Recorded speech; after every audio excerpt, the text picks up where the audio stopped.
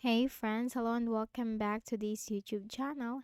In today's another video tutorial, I'm going to share to you on how you can add rows in Microsoft Excel without missing the other rows. Okay, so let's go quick into the process. So just open your Microsoft Excel. Okay, so I have prepared this table for you. Now, on how we can add more rows for this one. And then for this one too, it's just very easy. You just have to select the number of rows that you want to apply. Okay, so let's select this one. 1, 2, 3, 4.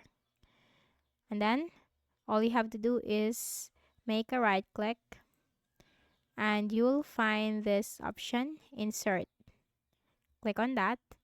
And you have here, if you want to put shelf cells right or shelf cells down. Now I'm going to put shelf cells down, so click on that and click on OK. And that's it.